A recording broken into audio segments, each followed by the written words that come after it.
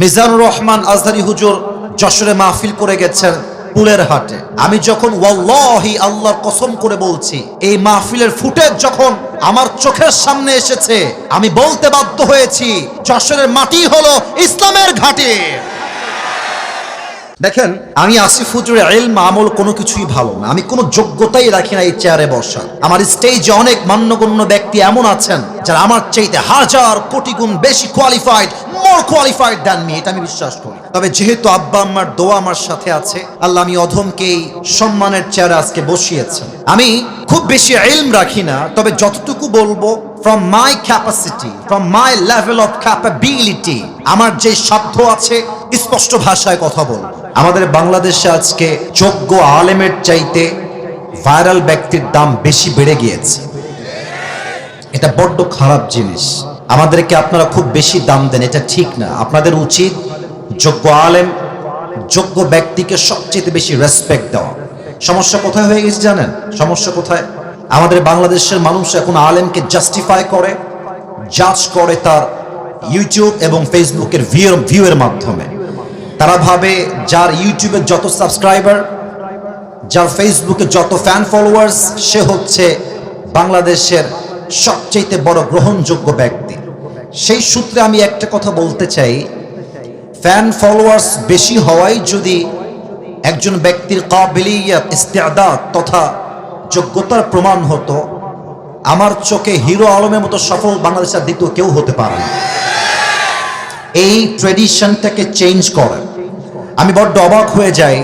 আমি যদিও অনেক বড় বড় মাহফিল আল্লাহ আমাকে করার সুযোগ দিয়েছেন, আমি অবাক হয়ে যাই মাদ্রাসার বড় বড় আলেম, শেখুল হাদিস বিভিন্ন মাদ্রাসায় দাওরায়ে হাদিসের ক্লাস নেয়, তিরমিজি শরীফ পড়ায়, আবু দাউদ পড়ায়। আমার স্টেজে চেয়ার নাই, নিচে বসে বসে ওয়াজ শুনি। মারাত্মক বেয়াদবি এটা। তাদের ছাত্র হওয়ার যোগ্য আমি। এগুলো খেয়াল রাখবেন। বড় আলেম আসলে চেয়ার দিবেন, সম্মানের জায়গায় রাখবেন, মাথায় রাখবেন যদি আপনারা আলেমদেরকে যথাযথ সম্মান দেন, তবেই আগামীর বাংলাদেশ ইসলামের বাংলাদেশ হবে। এই জন্য প্রিয় ভাইয়েরা, যারা আজকের মাহফিলে অ্যাটেন্ড করেছেন, আমি বুঝতেছি আজকের শেষ দিন, আপনাদের সকলের চাহিদা, ভালোবাসা, ভরসা আমার দিকে, আমি জানি, এটা আমি বুঝি। তবে আপনারা আমার দিকে ভাইরাল ব্যক্তি, হুজুর খুবই ফেমাস, আসিফ হুজুরকে সব জায়গায় পাওয়া যায়, হুজুরকে দেখে আসবো না, এই চিন্তা করা যাবে না। আখলিস দীনাকা ইয়াকফিকা আল আমালুল কলিল, নিয়তকে ঠিক করেন। আজকে আমরা কেউ আসিফ হুজুরের চেহারা দেখার জন্য আসি নাই। আজকে আমরা এসেছি হেদায়েতের বাণী শুনে নিজের জীবনকে পরিবর্তন করতে। রাজি আছেন তো সবাই ইনশাআল্লাহ? আল্লাহ আমাদের সবাইকে সেই তৌফিক দান করুক। পড়েন সবাই জবান খুলে আমিন। আচ্ছা, একটা কথা জিজ্ঞেস করতে চাই, একটু আমার কনফিউশন চলছে, আপনারাই আমাকে উত্তর দিলে কনফিউশন দূর হয়ে যাবে। এটা কি খুলনার মধ্যে না যশোরের মধ্যে? যশোর। আচ্ছা, এখানে লেখা আছে তো খুলনা বিভাগের সর্ববৃহৎ তাফসিরুল কোরআন মাহফিল। খুলনাটা দেখে আমার মনে একটা ভালোবাসা জন্মায় সব সময়, কারণ আমার জন্ম কিন্তু খুলনাতে। এটা কি আপনারা জানেন? অনেকে জানেন, অনেকে জানেন না। আমি কিন্তু খুলনার ছেলে। I was born in Khulna. My father was born in Khulna and my mother also was born in Khulna. আমার 14 গোষ্ঠী খুলনা, এবং আমরা আমাদের যে নানা বাড়ি, দাদা বাড়ি সবার বাসা খুলনায়। আমার ফুফুর বিয়ে হয়েছেও খুলনায়, আমার ফুফার বাড়িও খুলনায়, নানির বাড়িও খুলনায়, দাদির বাড়িও খুলনায়। তো আমি যখন যশোরে এবং খুলনায় মাহফিল করতে আসি, আমি তো এটা প্রাউডলি বলি যে আমি শুধুমাত্র খুলনার সন্তান নই, আমি যশোরেরও সন্তান, কারণ খুলনা বিভাগের মধ্যেই যশোরটা পড়ে। তো আজকের মাহফিলে আসতে পেরে নিজেকে বড্ড লাকি মনে করছি, খুশনসিব মনে করছি। আল্লাহ আমার জবান দিয়ে এমন কিছু কথা বলার তৌফিক দান করুক, যে কথা আপনার জন্য, যে কথা আমার জন্য, যে কথা আমার মায়ের জন্য, যে কথা আমার বোনের জন্য হেদায়েতের ওয়াসিলা হবে। বলেন সবাই আমিন। সবাই একটু আমার দিকে তাকাবেন। Look at my right hand, আমার ডান হাতটা সবাই দেখবেন। বলেন তো এই কিতাবটার নাম কি? এটা যশোরের সাউন্ড হয় না, সো সরি। যশোরে কিন্তু আমি আজকে বিকালেও মাহফিল করেছি, একদম বিকালে। ঠিক এরকমই মানুষ ছিল, মাশাআল্লাহ। আমি একটা কথা বলতে চাই, যশোরের সন্তান আমরা, কাপুরুষের সন্তান নই, আমরা সবাই বীর পুরুষের সন্তান। আওয়াজ দিবেন সিংহের মতো গর্জন দিয়ে। আপনারা কি ভয়টাই পান নাকি? আবার আসতে বললেন, ভয়টাই পান নাকি আপনারা কেউ? আমরা আগে তাফসীর মাহফিল করতাম, আলোচক কোরআন থেকে তাফসীর পেশ করছেন, হঠাৎ করে কোনো একটা পাতি নেতা এসে ঠাস করে, তো ঠিক না। কোন বাপের বেটা যদি আজকে থাকেন এই মাহফিলে, আসেন, ওয়েলকাম, আসেন আসেন আসেন আসেন আসেন আসেন। আপনার পিঠের চামড়া একটাও থাকবে না যশোরের ভাড়া আমার। কোনো ভয় নাই। আমার হাতের দিকে তাকিয়ে বলেন কিতাবটার নাম আল কোরআন। ভূমিকায় কিছু গভীর কথা বলার চেষ্টা করছি, মেহেরবানি করে মনোযোগটা ডানে বামে নয়, সোজা কনসেন্ট্রেট অন দিস লেকচার। পরিপূর্ণ মনোযোগ দিয়ে শুনবেন। কিছু প্রশ্ন করছি, উত্তর দিবেন। বলেন তো সবাই, দুনিয়াতে আসার পূর্বে আমাদের সকলের রূহ বা আমরা সবাই জাহান্নামে ছিলাম না জান্নাতে ছিলাম? ডানে তোমরা কথা বলছো না, আমি কিন্তু সব খেয়াল করি। আমি কিন্তু নতুন না মাহফিলে, ঠিক আছে? তোমরা নতুন নতুন, আমি বুঝতেছি, কথা বলতে হবে। আবার বলবো, সবাইকে প্রশ্ন উত্তর দিবেন বাঘের মতো, সিংহের মতো গর্জন দিয়ে। মুসলমানদের আসল বাসা জাহান্নামে ছিল না জান্নাতে ছিল? জান্নাতে, in the paradise. It was in the paradise, এটা জান্নাতে ছিল। সেকেন্ড প্রশ্ন সবার জন্য। আমাদের আদি পিতা, প্রথম পুরুষ, যিনি দুনিয়ায় প্রথম এসেছেন অ্যাজ এ প্রফেট, নবী হিসেবে, আমাদের প্রথম নবী, প্রথম পুরুষ, তার নাম কি বলেন সবাই? ডানে কিন্তু আবার উত্তর আসে নাই। আবার বলেন সবাই, নাম কি? কথা বলতে হবে আমার সাথে। আদম আলাইহিস সালাতু ওয়াস সালাম। আপনারা সবাই জানেন যে আদম আলাইহিস সালাতু ওয়াস সালাম একটা নিষিদ্ধ গাছ থেকে ফল খেয়েছিলেন। এজন্য আল্লাহ তাআলা তাকে দুনিয়াতে পাঠিয়েছিলেন। তো উনি যখন নিষিদ্ধ গাছ থেকে ফল খেলেন, উনি চাইলে নিজের ভুলকে ঢাকার জন্য একটা আর্গুমেন্ট করতে পারতেন। আল্লাহকে বলতে পারতেন যে আল্লাহ এই এক্সকিউজ, আল্লাহ এই ভুল, সেই বাহানা, ওই বাহানা। He didn't make any excuse. তিনি কোনো বাহানাই তৈরি করেন না, উনি সোজা বলছেন, রব্বানা যালামনা আনফুসানা ওয়া ইল্লাম তাগফির লানা ওয়া তারহামনা লানাকুনান্না মিনাল খাসিরিন। O Allah, I have made a mistake. Allah, আমার ভুল হয়ে গেছে। তুমি যদি আমাকে ক্ষমা না করো, আর দয়া না করো, মায়া না করো, আমি তো ক্ষতিগ্রস্তের শামিল হয়ে যাব। সঙ্গে সঙ্গে আল্লাহ তাআলা বললেন, আদম, আমি তোমার ভুল, আমি তোমার অন্যায়কে মাফ করে দিলাম। সবাই পড়েন সুবহানাল্লাহ। উনি দুনিয়ায় আসলেন। এবার খুব ভালো করে বোঝেন, আমাদের আসল বাসা ছিল জান্নাতে, আমরা এসেছি দুনিয়াতে। আমরা যেন পথভ্রষ্ট না হয়ে যাই, পথ ভুলে না যাই, আল্লাহ বললেন আমার বান্দাদেরকে পথ ঠিক রাখার জন্য, রাইট ইনস্ট্রাকশন দেওয়ার জন্য আমি আল্লাহ দুনিয়াতে দুইটা জিনিস পাঠাবো। Look at my two fingers. দুইটা আঙ্গুল দেখে বলবেন কয়টা জিনিস? আব্বাজান, আপনারা একটু কথা কইয়েন আমার সাথে। আপনারা আমার ভালোবাসার মানুষ, কথা কইতে হবে আমার সাথে। বলেন সবাই, কয়টা? এক হচ্ছে নবী, দুই হচ্ছে কিতাব। ওকে, লেটস রিপিট এগেন। আবারও বলবো, আমি এক নাম্বার, আপনারা বলবেন দুই নাম্বার। এক হলো নবী, দুই হলো, আবার এক হলো নবী, দুই হলো কোরআন বা কিতাব। কিতাব হচ্ছে মোট আসমানি কয়টা? চারটা। তার মধ্যে একটা কিতাব যে নাজিল হওয়ার পর থেকে from beginning to the last nothing has changed in this কিতাব। একটা অক্ষর আজ অব্দি পরিবর্তন হয় নাই। কিতাবটার নাম আল কোরআন। আল্লাহ তাআলা এই কোরআনে কি বলছে খুব ভালো করে বোঝেন। 4 নাম্বার পারা, 2 নাম্বার। এই যে সোনামণি, আওয়াজ করা যাবে না এখানে। ভলান্টিয়ার্স কে আছে? ভলান্টিয়ার্স কারা এখানে? আওয়াজ করা যাবে না, একদম না। এখানে অনেকগুলো মিডিয়ার ভাইরা দূর থেকে আসছে, আমি দেখতে পাচ্ছি। এটা পরে যশোরের বদনাম হয়ে যাবে। মিজানুর রহমান আজহারি হুজুর যশোরে মাহফিল করে গেছেন পুলের হাটে। আমি যখন ওয়াল্লাহি আল্লাহর কসম করে বলছি, এই মাহফিলের ফুটেজ যখন আমার চোখের সামনে এসেছে, আমি বলতে বাধ্য হয়েছি যশোরের মাটি হলো ইসলামের ঘাঁটি। আজহারী সাহেব জীবন হয়তো অনেক বড় মাহফিল করবেন, এটা হয়তো বা হতে পারে, বাট উনি যশোরের মাহফিল কখনো ভুলবেন না ইনশাআল্লাহ। আপনারা সেই মানুষ, মেহেরবানি করে একদম টু শব্দ করবেন না আমার কথা ছাড়া। আল্লাহ তাআলা বলছেন, দলিলটা আবারও বলছি, 4 নম্বর পৃষ্ঠা, 4 নম্বর পারা 2 নম্বর পৃষ্ঠা। আল্লাহ তাআলা বলছেন, ওয়াতাসিমু বিহাবলিল্লাহি জামিআন ওয়া লা তাফাররাকু। You who believed, hold this Quran, hold this rope. দেখেন তো আল্লাহ কি বলছেন, এটা হচ্ছে একটা কিতাব। আল্লাহ বলছেন এটা হচ্ছে একটা রশি। আমি বলেছি না কে বলেছে? এখন প্রশ্ন হতে পারে যে আল্লাহ কোরআনকে রশি বললেন কিসের জন্য? প্রশ্ন হতে পারে কি পারে না? পারে। রশি কেন বললেন বোঝার জন্য আমার এক্সাম্পলটা ফলো করেন। উদাহরণ দিচ্ছি একটা। আপনাদের খুলনা বা যশোরে কোন কুয়ার ভেতরে আমি 80 ফুট যদি উল্টে পড়ে যাই, আপনারা আমাকে তোলার জন্য খাম্বা বাঁশ নিয়ে আসবেন না রশি নিয়ে আসবেন? এই যে আমার ভাইরা, তোমরা খুবই অ্যাক্টিভ মাশাআল্লাহ, বাট এরা অ্যাক্টিভ না, আমি জানি না কেন। তোমরা কি তওবা করে এসেছো যে কথা বলবো না আজকে? টক উইথ মি প্লিজ, আমার সঙ্গে কথা বলতে হবে।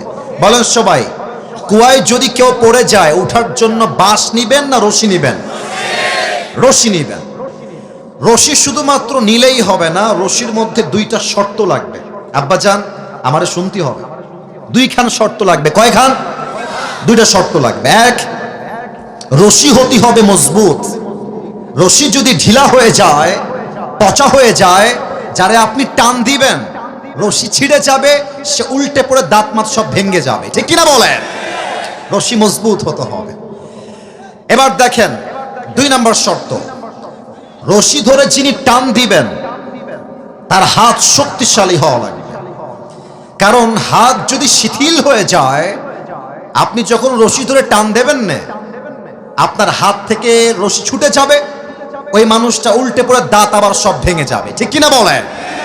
যিনি ধরবেন হাত হওয়া লাগবে মজবুত, আর যে রশি আপনি ফেলবেন রশিও হওয়া লাগবে মজবুত। এবার আসুন এক্সাম্পল দেই। আমাদের আসল বাসা ছিল জান্নাতে। বলেন সবাই কোথায়? আমি উত্তর না পেলে সামনে আগাবো না। আমাদের আসল বাসা কোথায় ছিল?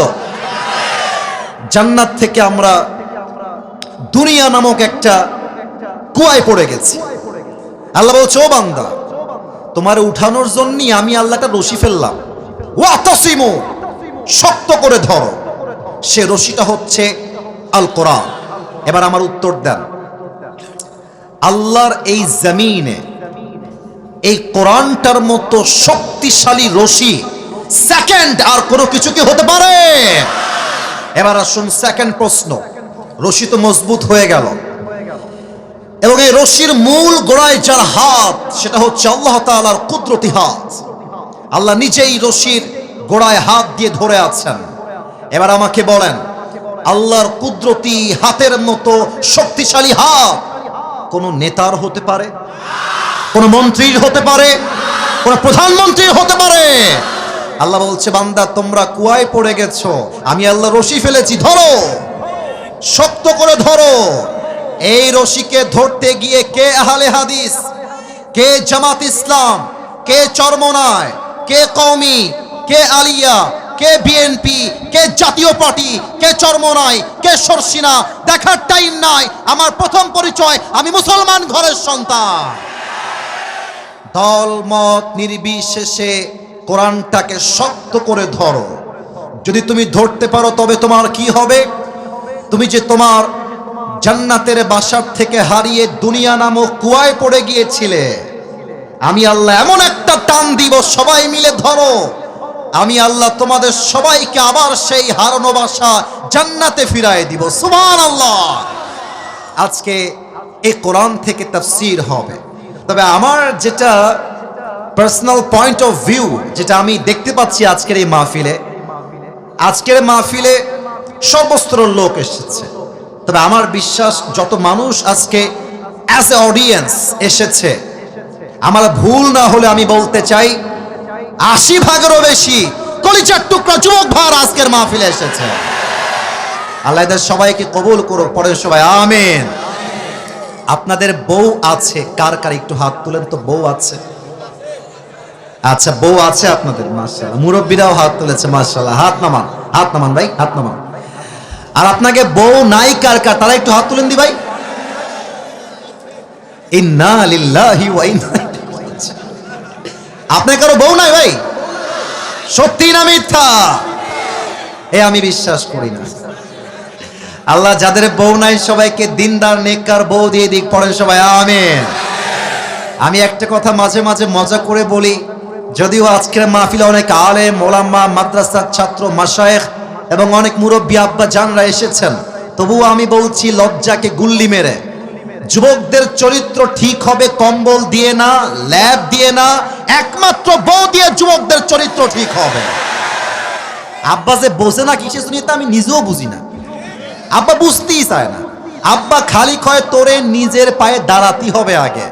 আব্বা জান নিজের পায়ে দাঁড়াবে একদিন, বাট যে অন্যায় আপনার যুবকটা করছে এই অন্যায়ের দায়ভার বড় মারাত্মক হবে। আর আগামীতে আসছে বিশ্ব নির্লজ্জ ভালোবাসা দিবস। আমার স্পষ্ট পয়গাম যশোরের মাহফিলে, ভালোবাসার দিবসের নামে যে বেহায়াপনা বাংলাদেশে চলছে, এই দিনে কোনো মেয়ে আপনার বাড়ির থেকে বাহিরে বের হতে পারবে না। স্পষ্ট ভাষায় আমার কথা, ভালোবাসার দিবস কোনো মুসলমানদের দিবস নয়, এটা খ্রিস্টানদের দিবস, এটা কাফেরদের দিবস। আমাদের ভালোবাসার জন্য কোনো দিন লাগে না, আমাদের প্রত্যেক দিনই হচ্ছে ভালোবাসার দিন। আমরা প্রত্যেকটা মুহূর্তেও ভালোবাসা দিয়ে এনজয় করতে চাই, ঠিক কিনা বলেন? তবে হারাম ভালোবাসা নয়, হালাল ভালোবাসা, ঠিক কিনা? আসুন আমরা 3টা তাকবীর দেই আল্লাহর নামে। 3টা তাকবীর শেষ হয়ে গেলে আমি আমার মূল আলোচনার বিষয়বস্তুতে ফিরে যাব। প্রথম তাকবীর দিবেন আমার প্রিয় আব্বাজান যারা এসেছেন এবং বিবাহিত যারা এসেছেন তারা।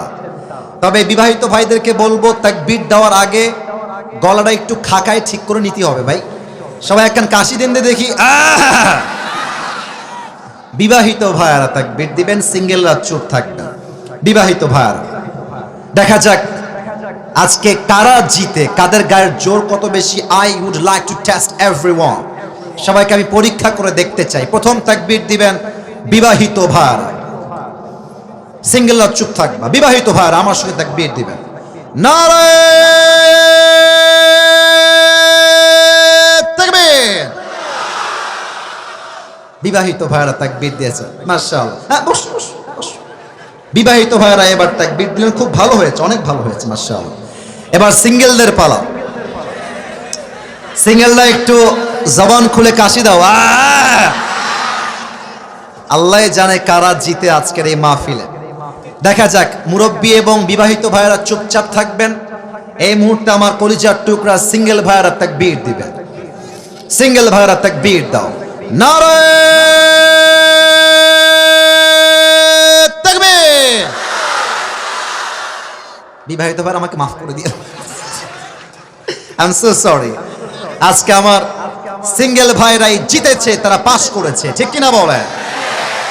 এই ওদেরকে এভাবে ধমক দিও না, ওরা আমার কলিজার টুকরা। এই যে সাদা পাঞ্জাবি, দরকার নাই, দরকার নাই, যান যান, দরকার নাই। ওরা আমার ভালোবাসা, ওদের কষ্ট দেওয়া যাবে না। থাক থাক, ওরা ওখানেই থাক। তোমরা আওয়াজ করবে না, তাহলেই হবে। আমি তোমাদের সাথে আছি। যুবকদেরকে কেউ না বুঝলেও আমি আসিফ হুজুর কিন্তু বুঝি যুবক ভাই। এবার আমরা সবাই মিলে একটা তাকবীর দিব। একটা তাকবীরের ঠেলায় আমি আসিফ হুজুর স্টেজ ভেঙে উল্টে পড়ে যাব। দেখা যাক কত জোরে আপনারা তাকবীর দিতে পারেন। শেষ তাকবীর, সবাই একটা কাশি দেন দেখি। নারে তাকবীর। আল কোরআনের আলো, আল হাদিসের আলো, কোরআন হাদিস যেখানে, আলেম ওলামা যেখানে, যশোরবাসী যেখানে। আপনাদের স্লোগান প্রমাণ করলো আমার সামনে যারা বসে আছে একটাও বিড়ালের বাচ্চা নয়, সব সিংহের বাচ্চাগুলো আমার সামনে বসে আছে। আল্লাহ যেন কবুল করে। পড়েন সবাই আমিন। আজকের এই মাহফিলে আমাদের আলোচনার সেন্ট্রাল থিম বা সাবজেক্ট ম্যাটার হলো the life of hair after, পরকালের জীবন। আমার প্রিয় যশোরের ভাইরা, আমাকে উত্তর করতে হবে, দুনিয়ার জীবন না পরকালের জীবন? কি একটা অবস্থা, আওয়াজ কমে যায় কেন রে বাবা? দুনিয়ার জীবন না পরকালের জীবন? আর একটা কথা কতি আমি বাধ্য হচ্ছি ভাই, কেউ যদি আমার মাহফিল থেকে উঠে যান, আমি কিন্তু মারাত্মক লেভেলের ধমক দিব আপনাকে। আমার মাহফিলে আসা যাবে, বসা যাবে, ওয়াজ শোনা যাবে, উঠে যাওয়া যাবে না। খবরদার, কাউকে যেন আমি আমার ডান বাম সামনে থেকে উঠে যেতে না দেখি। আর যদি তোমার পাশ থেকে উঠে যায়, ভদ্রতার সাথে লুঙ্গিটা টান দিয়ে ধরে বসায় দিবা, তবে লুঙ্গি যেন খুলে না যায়, খুলে না যায়। আচ্ছা, এবার আমরা শুরু করছি। কোনো আউল ফাউল কথা নয়, কোরআন থেকে হাদিস থেকে আমি প্রত্যেকটা কথা I will try my best level by mentioning the reference. যতটুকু পারা যায় প্রত্যেকটা কথার দলিল দিয়ে কথা বলবো। আমি আমার আলোচনা শুরু করছি। বলুন সবাই, আলোচনার মূল বিষয়বস্তু দুনিয়ার জীবন না পরকালের জীবন? পরকালের জীবন। এবার আমাকে সবাই উত্তর দিবেন, তিনটা প্রশ্নের উত্তর খুব বুঝে শুনে দিবেন, খুব বুঝে। এক, আজকে আমরা এ বিশাল বড় তাফসীর মাহফিলে সবাই অ্যাটেন্ড করেছি, আমরা সবাই জীবিত বসে আছি। বাসায় যে আবার আপনি জীবিত ফিরে যাবেন, do you have any guarantee about it? Do you have any guarantee about it? কোনো গ্যারান্টি নাই। কোরআন কি বলছে দেখেন। আল্লাহ রাব্বুল আলামিন বলছেন, বান্দা শোনো শোনো, এই ছেলে, একদম না না না, এই হাসি না, অলওয়েজ হাসি আমার পছন্দ না। তোমরা এখানে এসে টিকটক বানাও, উল্টাপাল্টা ভিডিও করে, এটা আমি জানি। এই মাহফিলে ওইসব করার জন্য আসা যাবে না। এটা কোরআনের মাহফিল, ভদ্রতা বজায় রেখে ওয়াজ শুনতে হবে। আর একটা চুল পরিমাণ শব্দ চাই না। ভালোবাসার জায়গা ভালোবাসা, ভদ্রতার জায়গায় ভদ্র, একদম ভদ্র বজায় রেখে বসে থাকবা। আল্লাহ রাব্বুল আলামিন বলছেন, লিকুল্লি উম্মাতিন আজাল ইযা জাআ আজালুহুম ফালা ইস্তাখিরুনা সাআতাও ওয়ালা ইস্তাকদিমুন। আল্লাহ বলছেন, প্রত্যেকটা মানুষের জন্য আমি আল্লাহ হায়াতের সময়সীমা বেঁধে দিয়েছি। সময় যখন শেষ হয়ে যাবে, মালাকুল মওতের মাধ্যমে দুনিয়ার থেকে উঠাই নিবে একজন। আওয়াজ দিয়ে বলেন সবাই, তিনি কে? এক নাম্বার, হায়াতের কোনো গ্যারান্টি নাই। দুই নাম্বার, এটা একটু বুঝে উত্তর দিতে হবে, বুঝে। Think before you answer of my question. একটু ভেবে উত্তর দিবেন, ঠাস করে উত্তর দিয়ে ফেলবেন না। একটু বলেন তো, এটা কি ইহকাল না পরকাল? এই যে ভয় পেয়ে গেছেন, আরে ভাই কথা বোঝা যায় তো, পরকাল না ইহকাল? এটা কি আখিরাতের জীবন চলছে না দুনিয়ার জীবন চলছে? এবার আমাকে উত্তর দিবেন। বলেন তো, as a Muslim, what do you think about it? What's your personal point of view? আপনি কি ভাবেন, জাস্ট আমাকে বললেই হবে। আমার প্রিয় যশোরের ভাইয়েরা, আমাকে জবান খুলে উত্তর দিবেন।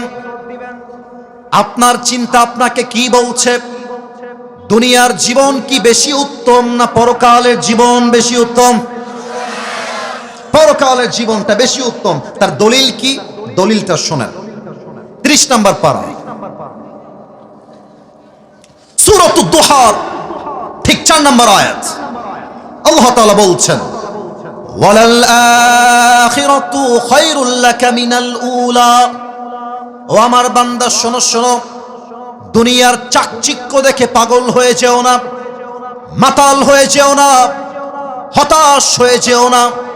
মাথায় রাখবা, দুনিয়ার জীবনটা উত্তম জীবন নয়, বরং দুনিয়ার চাইতে আখিরাতের জীবনকে বেশি উত্তম করেছে একজন, তিনি কে? The life of hereafter is much more better than this worldly life.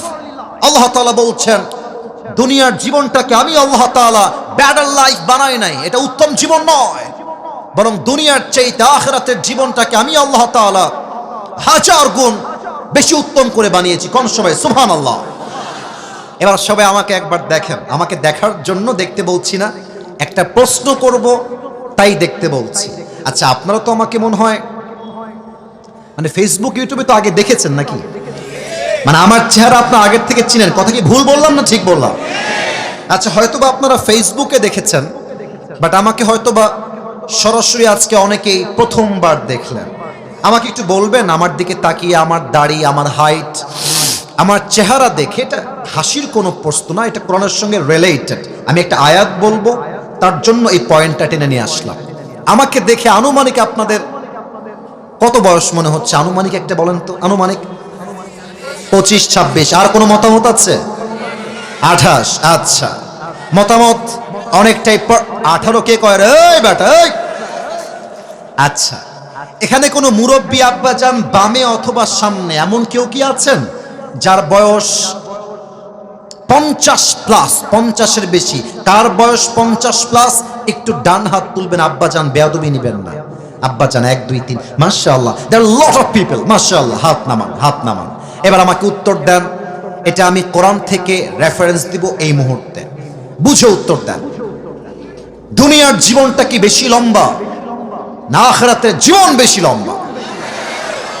তোমরা বামের ভাইরা আমার কলিজা, তোমরা, ওরা আমার সঙ্গে কথা বলছে না, আমি জানি না কেন কথা বলছো না। তোমরা তোমাদের শত্রু না, হয়তোবা আমি তোমাদের কাছে অনেক ঘৃণার পাত্র হতে পারি, তুমি হয়তো আমার হেটার্স হতে পারো, বাট কথা বলো, কথা বলো।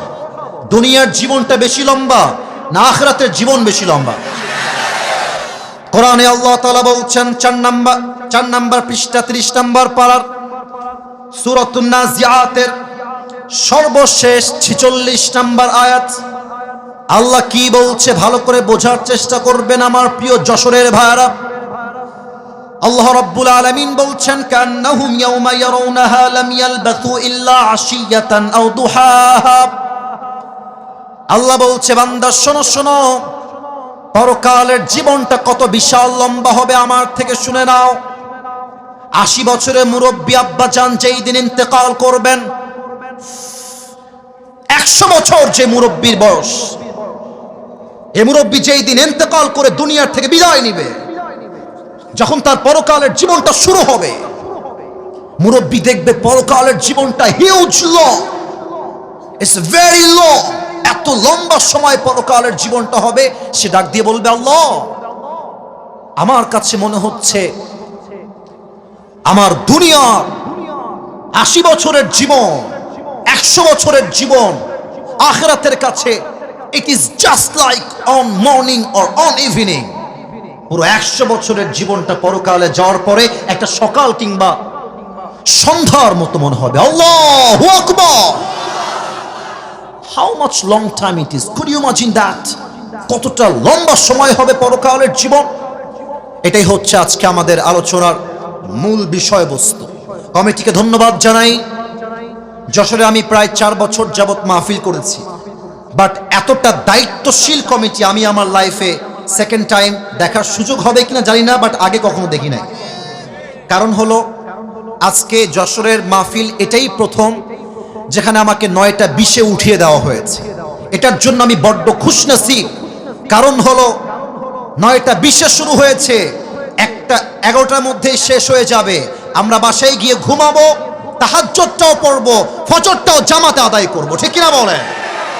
আমরা চাই এমন কমিটি প্রত্যেকটা জেলায় জেলায় হোক, যা কথায় এক কাজেও এক, ঠিক কিনা বলেন?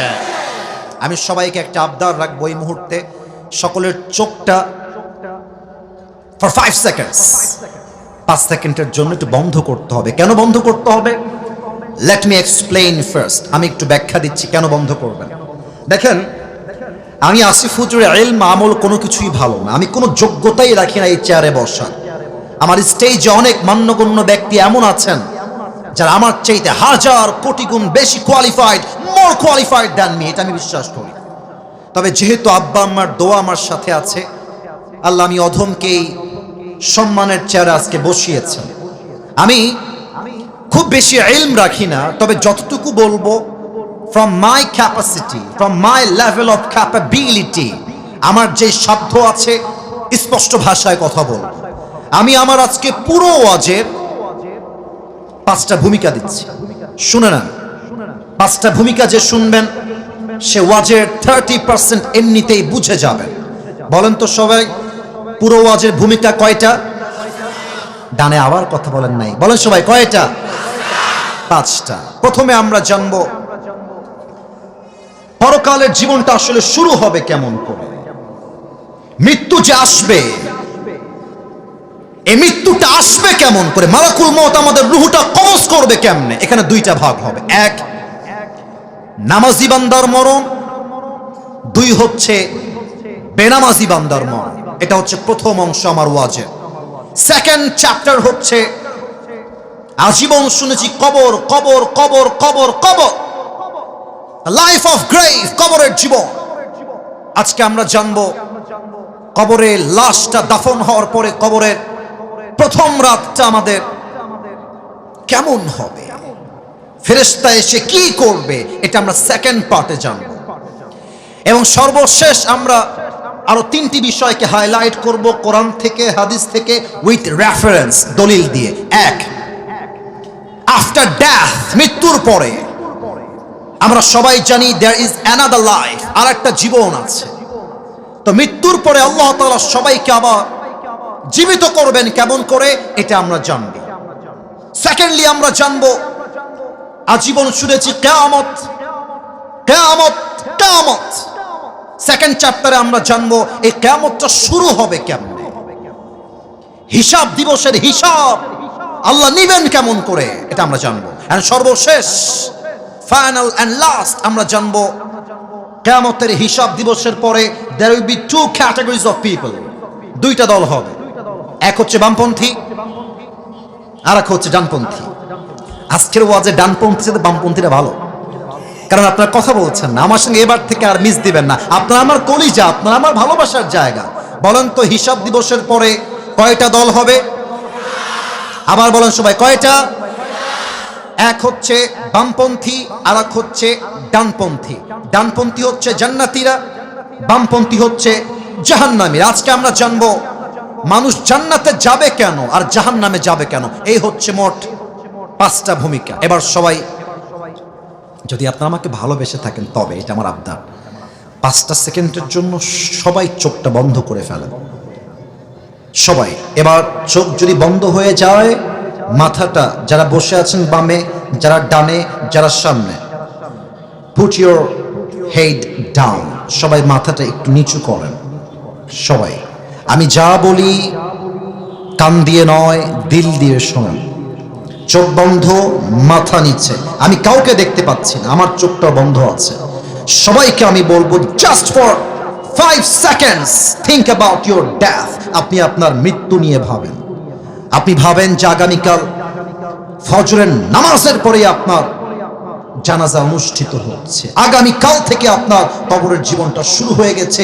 Just think like this for 5 seconds। 5টা সেকেন্ডের জন্য মৃত্যুকে নিয়ে একটু স্মরণ করেন। আমি গুনছি 1 থেকে 5। 1, 2, 3, 4, 5। কলিজার টুকরা যশোরের ভাইরা চোখ খুলেন, মাথা উঁচু করেন। কলিজার ভাইরা, আপনারা আমার প্রাণপ্রিয় ভাইরা, এবার আমার চোখে চোখ রাখেন। দেখেন, পরকালের জীবনটা শুরু হবে মৃত্যুর মাধ্যমে। and there are two kind of death. মৃত্যু হচ্ছে দুই প্রকার। Number 1, the death of people those who perform the salah, এক হচ্ছে নামাজি বান্দার মরণ। নাম্বার 2 হচ্ছে the death of people those who do not perform the salah, second হচ্ছে বেনামাজি বান্দার মরণ। নামাজি বান্দার মরণ কত সুন্দর হবে, আমি হাদিস থেকে শুরু করছি। আল্লাহর হাবিব বলেছেন, নামাজি বান্দার সামনে যখন মালাকুল মউত আসবে, তার দেহের গায়ের রং হবে সাদা ধবধবে ফর্সা, তার গায়ে থাকবে বিশাল লম্বা একটা সাদা জুব্বা, দেখতে হবে তাগড়া যুবক, তার মুখে থাকবে লম্বা লম্বা চাপদাড়ি। He will be look like a very young and smart handsome person. দেখতে অসাধারণ চেহারা হবে তার। নামাজি বান্দার সামনে দাঁড়িয়ে যাবে। আব্বাজান, ও ভাইয়ের কথা কি বোঝা যায় নাকি যায় না? দাঁড়িয়ে যাবে। নামাজি বান্দা, এটা কিন্তু বেনামাজি না, নামাজি বান্দা। দাঁড়িয়ে কি বলবে দেখেন, হে নামাজি বান্দা, ইয়া আইয়াতুহান নাফসুল মুতমাইন্না উখরুজি ইলা মাগফিরাতিল্লাহি ওয়া রিজওয়ানি। এই নামাজি বান্দা আসো, বের হও, বের হও। কোথায় যাব আমি? কোথায় নিয়ে যাবেন আমাকে? ইলা মাগফিরাতিল্লাহি ওয়া রিজওয়ানি, আসো। আল্লাহর ক্ষমা আর জান্নাত তোমার অপেক্ষমান রয়েছে। না, এটা যশোরের সুবহানাল্লাহ হয়নি। আরেকবার কোন সুবহানাল্লাহ। আপনারা সবাই আল্লামা দেলোয়ার হোসেন সাইদি হুজুরের নাম শুনেছেন না? আপনাদের কলিজার টুকরা আমি জানি, মুরব্বীদের কলিজা তিনি, আমি জানি। উনি খুলনায় মাহফিল করতেন প্রতি বছর। আমার আব্বা আমাকে বলে যে আব্বা, আমার আব্বা কিন্তু এখনো খুলনার ভাষাতেই কথা বলে, আমার বাবা অন্য কোনো ভাষা পারেই না। আমাকে বলে আব্বা, যখন সাইদি সাহেব আসতেন, মুরব্বী, দাড়ি পেকে গেছে, দাঁত ভেঙে গেছে, সাইকেল চালিয়ে চালিয়ে সাইদি সাহেবের মাহফিল শুনতে যেত। আমার আব্বা নিজে না খেয়ে সাইকেল চালিয়ে যেতেন। কাকে বলে কোরআন, কাকে বলে ভালোবাসা, এটা সর্বপ্রথম আমরা আল্লামা দেলোয়ার হোসেন সাইদি হুজুর থেকে শিখেছি যুবক ভাইরা। উনি একটা কথা বলতেন যে তোমরা যদি অল্প কথায় বেশি ব্যবসা করতে চাও, অলওয়েজ খালি কইবা সুবহানাল্লাহ, আলহামদুলিল্লাহ, লা ইলাহা ইল্লাল্লাহ, আল্লাহু আকবার। যে যত জিকির করবে জান্নাতে তার জন্য বিশাল লম্বা লম্বা গাছ তৈরি হয়ে যাবে, বিশাল লম্বা প্রাসাদ তৈরি হয়ে যাবে। সুবহানাল্লাহ। এই যে আপনার 2টা গাছের মালিক হয়ে গেলেন, আরেকবার পড়েন। 3টা গাছের মালিক হন, আরেকবার পড়েন সুবহানাল্লাহ।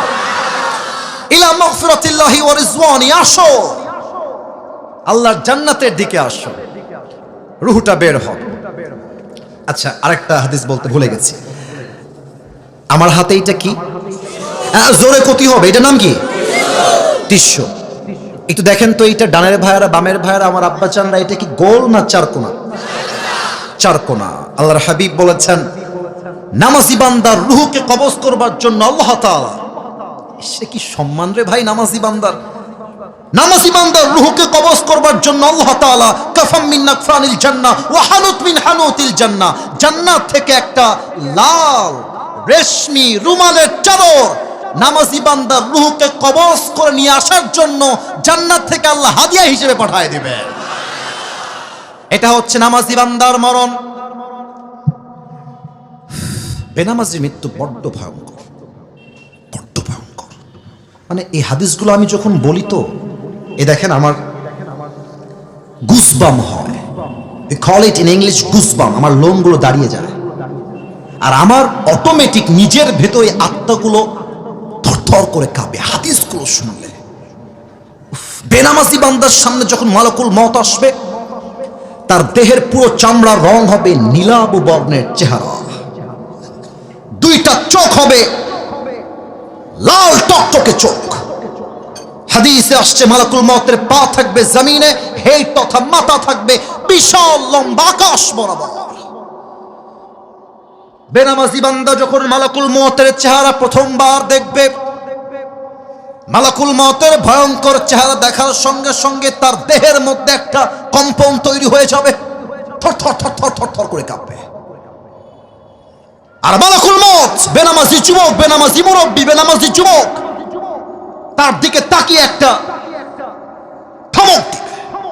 হাদিসে সে ধমকটাও আসছে, ইয়া আইয়াতুহান নাফসুল খাবিথা উখরুজি ইলা গাযাবিল্লাহ, এই বেনামাজি বের হয়ে আয়, আল্লাহর গজবের দিকে, জাহান্নামের দিকে বের হয়ে আয়।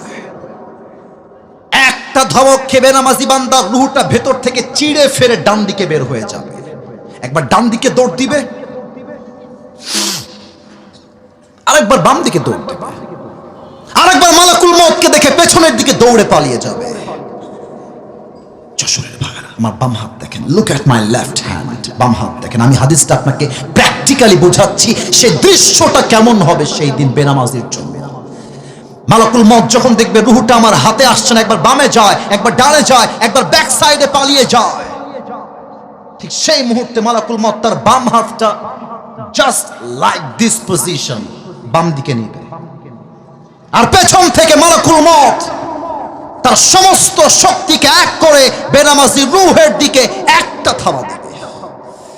আর যখন রূহটা তার বুক থেকে এমনি টেনে হিচড়ে বের করবে, হাদিসে আসছে একটা জীবিত ছাগলকে যাবেহ না করে তার চামড়া যদি কেউ ব্লেড দিয়ে এমনি টেনে হিচড়ে ছিঁড়ে ফেলে, ওই ছাগলটার যে পরিমাণ কষ্ট হয় তার চাইতে কমসে কম 70 গুণ বেশি কষ্ট দিয়ে বেনামাজি রূহকে কবজ করা হবে। বলেন সবাই নাউজুবিল্লাহ। 70 গুণ বেশি কষ্ট। রূহ যখন কবজ হয়ে যাবে, লাশটা মাটিতে, দেহটা পড়ে থাকবে, বাস মৃত্যু শেষ। মসজিদে মাইকে এলান হয়ে যাবে, অমুক এলাকার মুরব্বী, অমুকের বাবা, অমুকের দাদা আর নাই, অমুকের আপন ভাই আর নাই, অমুকের মা আর নাই, বাস কবরের জীবনটা শুরু। এবার একটা প্রশ্ন করব সবাইকে, মেবি 95% আপ, 95%-এরও বেশি মানুষ উত্তরটা ভুল দিতে পারেন। সো প্লিজ, আমি চাই এটা কমে আসুক, আমি চাই 100-তে 100% সঠিক উত্তর আসুক। আলেম ওলামা যারা আছেন তারা বাদ দিয়ে উত্তর দিবেন, তারা তো অবশ্যই আমার চাইতে বেশি জানেন। খুব ভেবে উত্তর দেন তো দেখি, কবরে মোট প্রশ্ন হবে কয়টা? 4টা। মাশাআল্লাহ। কবরে মোট প্রশ্ন 3টা নয়, কবরে মোট প্রশ্ন হবে, আমার আঙ্গুল দেখে বলেন সবাই কয়টা? এত আস্তে আমার মন ভরবে না, সবাই বলেন কয়টা? আমি প্রশ্নগুলো সবাইকে করব, আপনারা জাস্ট আমাকে দিল থেকে আওয়াজ দিয়ে উত্তর দিবেন। প্রথম প্রশ্ন, কবরের প্রথম রাত, প্রথম মুহূর্ত শুরু। মালাকুল মউত রূহ কবজ করার পরে যখন আপনার লাশ কবরে দাফন হবে, 2 জন ফেরেশতা আসবে। সেই প্রথম প্রশ্ন, মার রব্বুক, আপনাদের রবকে? আবার বলেন, আমাদের সবার রবকে? আল্লাহ আমার রব। বলেন না, আল্লাহ আমার রব। দমে দমে তনু মনে তারি অনুভব, তোমার দুনিয়াতে আমি যেদিকে তাকাই, অথই নিয়ামতে ডুবে আছি সবাই।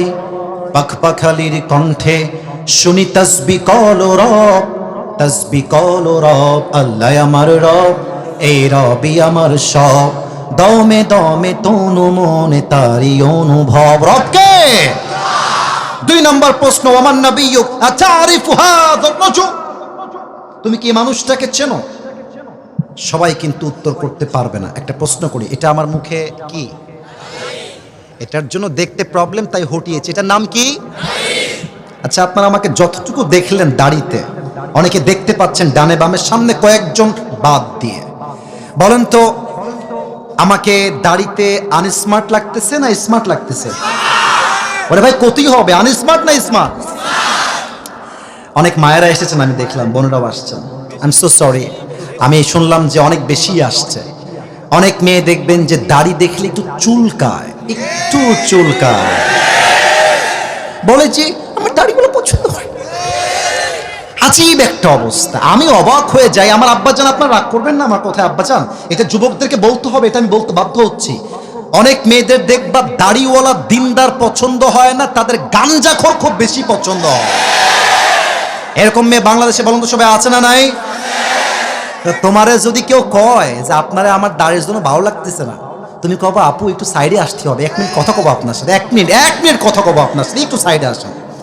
তো আপু যখন বলবে ভাই কি করবেন কম দি, আপনি বলবেন যে যেহেতু আপনার দাড়িওয়ালা পছন্দ হচ্ছে না, আমার মনে করছে কি জানেন, আপনার মতো মেয়ের জন্য বিটিএস এর হিজড়া ছাড়া পারফেক্ট কোনো অপশন আমার কাছে না।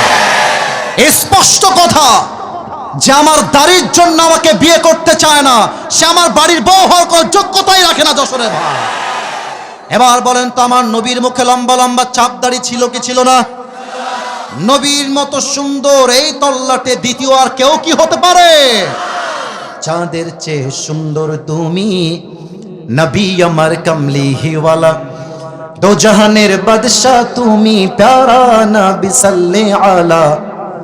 দো জাহানের বাদশা তুমি, প্যারা নবী সাল্লে আলা। চাঁদের চেয়ে সুন্দর তুমি, নবী আমার কমলি হিওয়ালা। সুবহানাল্লাহ বলেন। তো আমরা একটা কথা বলতে চাই এই মুহূর্তে উচ্চ কণ্ঠে, আমাদের দাবি এটা, এবং এই দাবিটা আমি পেশ করছি মিডিয়ার মাধ্যমে আমাদের বাংলাদেশের প্রধান উপদেষ্টা ডক্টর ইউনূস সাহেবের কাছে। আমরা আপনাকে ভালোবাসি, আমরা চাই যতদিন আপনি আছেন দেশটা আপনি চালান, তবে আপনি থাকা অবস্থায় সংসদে একটা আইন বাধ্যতামূলক পাশ করতে হবে। 90% মুসলমানের দেশে যদি কোনো নাস্তিক, কোনো ব্লগার আমার নবীর শানে একটা কটূক্তি করে, সংবিধানে আইন পাশ করতে হবে, নবীর বিরুদ্ধে যারাই বেয়াদবি করবে বাইতুল মুকাররমের সামনে ফাঁসির কাস্টে ঝুলিয়ে হত্যার রায় পাশ করতে হবে। 2 হাত তুলে বলেছে কিনা?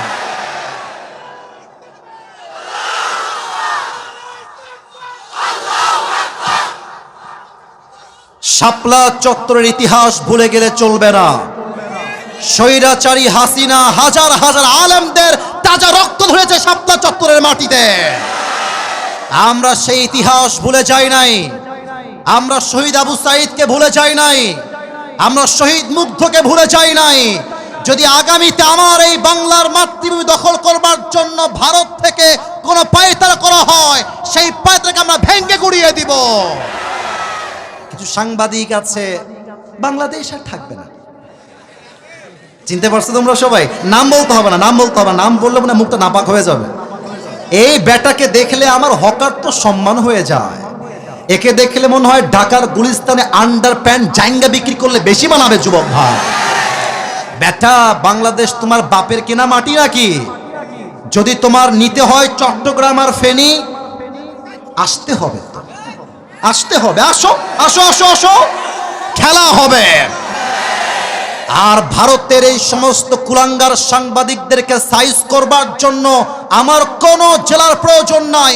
আমার যশোরের ধামাল যুবকরা একাই আরাফ হয়ে যাবে, একাই আরাফ হয়ে যাবে।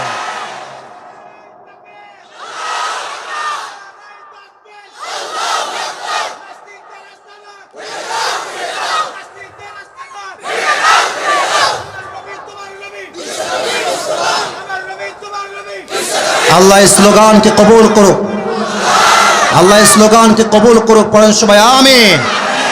তো শুধুমাত্র আপনাকে বলবে ওয়ামান নাবিয়্যুকা তারিফু হাযার রাজুল, আর আপনি বলবেন হুজুর উত্তর তো আমার মুখস্থ, হাযা নবিয়ুনা মুহাম্মাদুর রাসূলুল্লাহ সাল্লাল্লাহু আলাইহি ওয়াসাল্লাম। ভুল কথা। কবরের উত্তর জেহেন দিয়ে নয়, ব্রেন দিয়ে নয়। কবরের প্রত্যেকটা উত্তর হবে ঈমান থেকে আর অন্তর থেকে, ঠিক কিনা বলেন? 3 নাম্বার প্রশ্ন হবে ওয়ামা দীনু, গৌরব করে বলবেন সবাই আমাদের ধর্মের নাম কি? আরেকবার কোন সবাই ধর্মের নাম কি? ফেরেশতা বলবে কিরে এতগুলো প্রশ্ন করলাম একটাও আটকায় না, ব্যাপার কি? আরে জানলো কেমনে? এবার ফেরেশতা বলবে ওয়ামা ইলমুক, what's the source of your knowledge, how do you know that? তুমি জানো কেমনে? এতগুলো উত্তর তোমার সামনে কেমনে সহজ হলো? তোমার জ্ঞানের উৎস কোথায়? আমরা বলবো আমাদের জ্ঞানের উৎস কোথায়? এত আসতে না, জোরে কোন কোথায়? আল্লাহ বলবেন এই ফেরেশতা থামো থামো থামো থামো, আর না, আর প্রশ্ন না, থামো, স্টপ স্টপ, টিপ, থামো। এখনই আমার বান্দার কবরটাকে তোমরা জান্নাতের বাগান বানায় দাও। আমার বান্দার কবরটাকে তোমরা 70 গজ লম্বা করে দাও। সবাই কোন সুবহানাল্লাহ। সবাই এবার 2টা হাত তুলুন, সবাই তাকবীর দিবেন না, আমি যেটা বলি সেটা শুনলেই হবে। সবাই মাশাআল্লাহ, রেজ ইওর 2 হ্যান্ডস। সবাই 2 হাত তুলেছেন। আমি আসিফ হুজুর যা বলি খুব মনোযোগ দিয়ে শুনবেন। আমি এসেছি 9টা 20-এ, এখন বাজে প্রায় 10:30। আমার ওয়াজ প্রায় 1 ঘন্টা 10 মিনিট চলছে। কমিটির ভাইরা আমাকে ফর্ম দিয়ে নিয়ে আসছেন। ফর্মে আমি উল্লেখ করেছি আমি 1 ঘন্টা ওয়াজ করব। তবে সব জায়গায় ফর্ম আর নিয়ম দিয়ে চলে না, মাঝে মাঝে ভালোবাসা দিয়েও হিসাব করতে হয়। তা আমি নিয়ত করেছি আজকে 1 ঘন্টা নয়, সর্বনিম্ন 1.5 ঘন্টা ওয়াজ হবে। তবে একটা ওয়াদা চাই সবার কাছে। ওয়াদাটা আমাকে জবান দিয়ে যশোরের সাউন্ডে দিতে হবে। সবাই আগে একটা কাশি দিয়ে গলা ঠিক করেন। আমাকে সবাই ওয়াদা করবেন, হাত স্ট্রং, বলেন সবাই হুজুর। ডান থেকে আওয়াজ আবারও কম পেলাম, বলেন সবাই হুজুর। আমরা যশোরের সন্তান, আপনারে ওয়াদা দিচ্ছি দোয়া শেষ না করে বাসায় যাব না নে। আরে জোরে ক্ষতি হবে, যাব না নে, বলেন সবাই ইনশাআল্লাহ। তাকবীর দেন একটা সবাই, নারে তাকবীর। এখন বাকি আছে আর মোট 3টা বিষয়। এটাই আমার লাস্ট অ্যান্ড ফাইনাল টপিক, এটা আমার ওয়াজের শেষ বিষয়বস্তু। একটা প্রবাদ বাক্য আছে, আপনারা সবাই শুনেছেন আমি জানি, আমার সঙ্গে রিপিট করবেন। আমি প্রথমটা বলবো, শেষটা আপনারে ক্ষতি হবে। শেষ ভালো যার, হ্যাঁ মাশাআল্লাহ মাশাআল্লাহ, আবার কোন দেহি, শেষ ভালো যার। আমরা শেষটা ভালোবাসতে চাই এবং শেষটা আমরা দেখাতে চাই। যশোরের সন্তান ওয়াজ মাহফিলে কোনো বক্তার চেহারা দেখার জন্য আসে না, তারা একমাত্র আল্লাহর জন্য মাহফিলে অ্যাটেন্ড করতে চায়। তিনটা বিষয়। নাম্বার ওয়ান, আপনি যেই দিন ইন্তেকাল করবেন, আপনার লাশ যখন কবরে রাখা হবে, ফেরেশতার মাধ্যমে আল্লাহ রাব্বুল আলামিন সবাইকে একদিন জীবিত করবেন। কেমন করে বোঝার চেষ্টা করেন, একটু দেখেন তো আমার হাতের দিকে। আমি একটা হুইসেল নিলাম, এটা বিড়ি না কিন্তু, আবার অনেকে বিড়ি ভেবে ফেলেছে। হ্যাঁ, আমি যদি এখন নেমে যাই স্টেজ থেকে, রাগ করবেন না আমার কথা, আমি যদি নেমে গিয়ে কারো পকেটে হাত দেই, কিছু লোক এখান থেকেই বের হবে যার পকেট থেকে এখন বিড়ির প্যাকেট বের হবে। মাহফিল শেষ করে যাওয়ার সময় টানতে টানতে বাসায় যাবে, ঠিক কিনা বলে? আচ্ছা, এটা কোনো বিড়ি না, এটা হচ্ছে একটা ট্রাম্পি, হুইসেল, বাঁশি। এখন যে আমরা ওয়াজ করছি যশোরের এই মাহফিলে, ঠিক এই মুহূর্তে 10:30, এই যে তোমরা আবার শুরু করলো আমার ভালোবাসার বাহিরে গিয়ে। চুপচাপ, বিয়ে হবে না কিন্তু, বসো বস বস বস। আচ্ছা, না না, মজা করলাম জাস্ট, প্রিয় ভাইরা, মজা করে ওয়াজের মূল বিষয় হারানো যাবে না। এটা হচ্ছে বাঁশি বা হুইসেল। ঠিক এই মুহূর্তে, আজকে কি বার গো?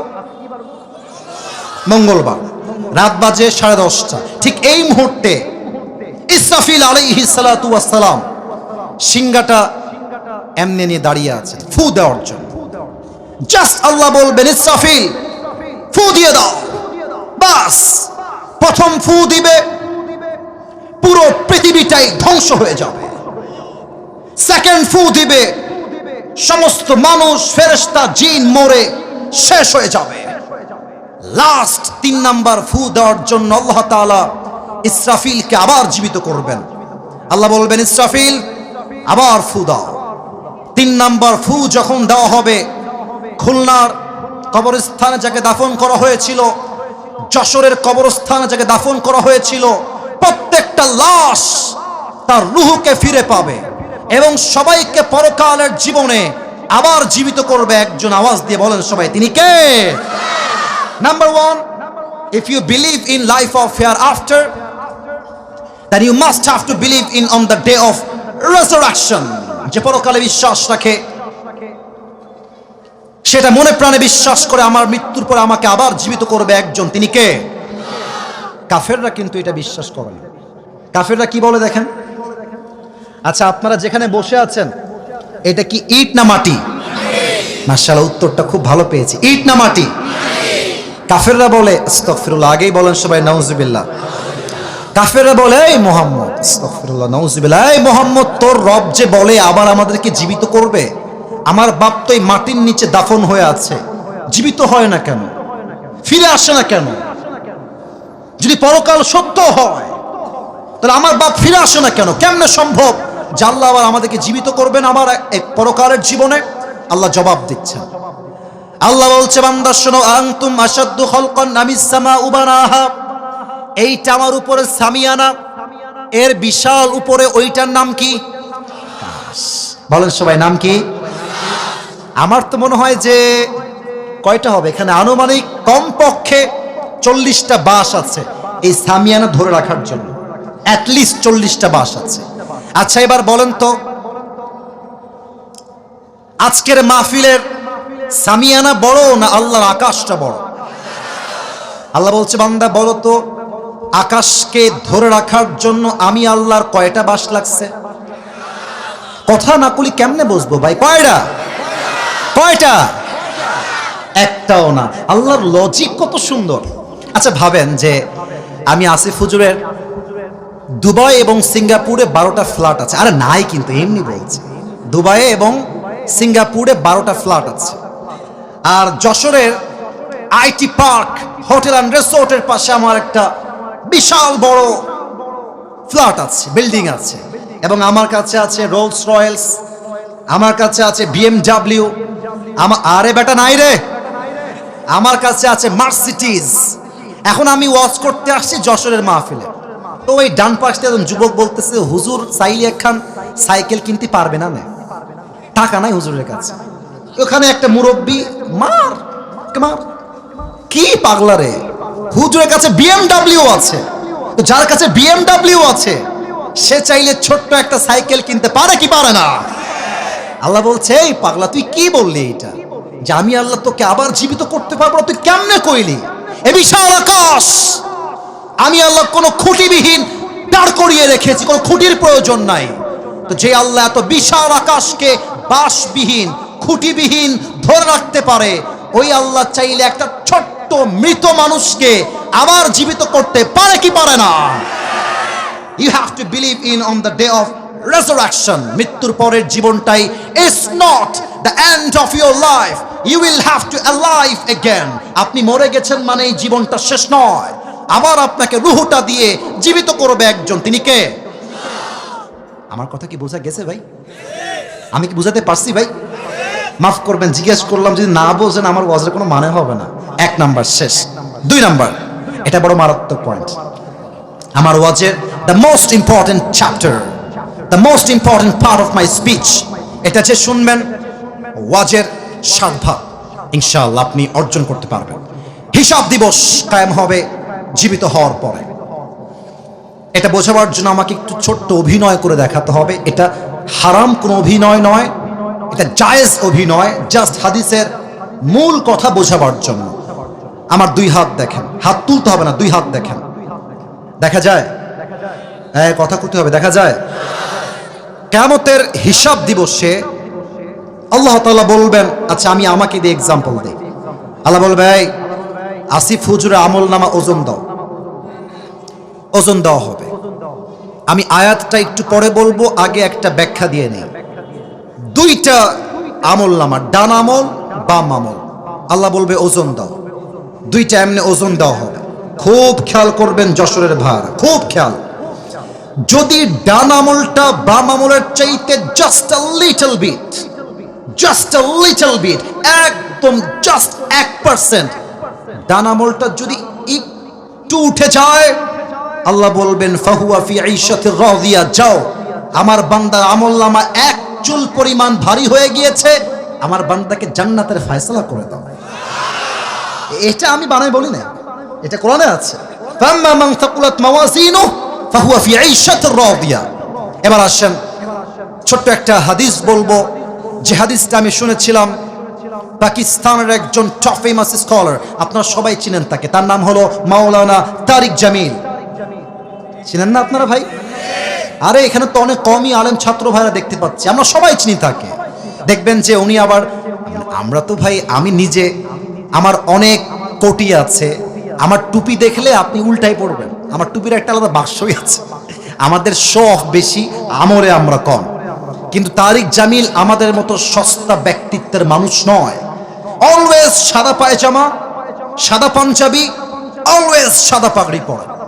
সেই দিন আমি ছোট্ট একটা ওয়াজ আমার সামনে ইউটিউবে আসলো, ওনার ওয়াজের থাম্বনেইল ছিল এরকম, কিয়ামত কে দিন বান্দা কা হিসাব कैसे होगा, কিয়ামতের দিন বান্দার হিসাব কেমনে হবে। ইসরে, যে মারাত্মক হাদিসের ঘটনা তিনি বললেন, এটা আমার কলিজায় গিয়ে আঘাত করেছে। ওনার ভাষা যেহেতু উর্দু, আমি জাস্ট ওনার থেকে নিয়ে বলছি। আশা রাখবো প্রত্যেকটা যুবক এবং মুরব্বী এবং মায়েদের জন্য, বোনদের জন্য এটা অনেক বেশি মোটিভেশন হয়ে কাজ করবে। কিয়ামতের দিন আল্লাহ রাব্বুল আলামিন বলবে, আমার অমুক বান্দার আমলনামা ওজন দাও। যখন 2টা আমলনামা ওজন দেওয়া হবে, আল্লাহ দেখবে যে ये दोनों আমল বরাবর, 2টা সমান সমান। এবার একটু, আপনারা তো সবাই চালাক মানুষ, আমার চেয়ে ভালো মানুষ, আপনারা বোঝেন ভালো। আমার কম দেহি ভাই, বান্দার আমলনামা 100-র মধ্যে লাগে 51 জান্নাতে যাওয়ার জন্য। তো এই বান্দার আমলনামা 2টা 50-50। এই কালো পাঞ্জাবি, এই কালো পাঞ্জাবি, এই কি ভাবছো? চোখ ওদিকে নাই ভাবছো? তোমরা দেখতেছি আমি ভাই, তোমার বসতে হবে, দোয়া করে তোমার যাবা বাসায়, দোয়া করে, তাছাড়া যাওয়া যাবে না। চুপচাপ বলেন তো এবার, জান্নাতে যাওয়ার জন্য বান্দার আমল লাগে আর মোট কয়টা? একটা, কারণ দুইটা 50-50। ওই যুবকটা বলবে, अरे टेंशन की कोई बात नहीं है, मेरे बाप यहाँ पर है, मैं अपनी बाप से कहूंगा कि अब्बा मुझे बस एक अमल की जरूरत है, तुम मुझे एक अमल दे दो, मैं कन्फर्म जन्नती हो जाऊंगा। अब्बा रे একটা আমল তুমি দিলেই তোমার ছেলে আজকে জান্নাতি হয়ে যাবে, একটা আমল আমাকে দাও। যুবকটা বাবার কাছে আসবে, আব্বা একটা আমল লাগবে। আব্বা বলবে, কে কে তোমার আব্বা? কে তুমি? कौन हो तुम, कहां से आए हो? उखरुज, बेर हो जाओ। যুবকটা দুই হাত জোড় করে, আব্বা मैं तुम्हारी बेटा हूं, तुम मुझे याद नहीं कर सकते, তুমি কি আমাকে চিনতে পারছো না আব্বা? আব্বা বলবে, অবাক করা একটা কথা, আব্বা বলবে, मेरा तो बीवी नहीं था, लड़का कहां से आएगा? আরে আমার তো দুনিয়াতে বউ ছিল না, সন্তান আসবে কই থেকে? বের হও। চুপ করে বের হয়ে আসবে।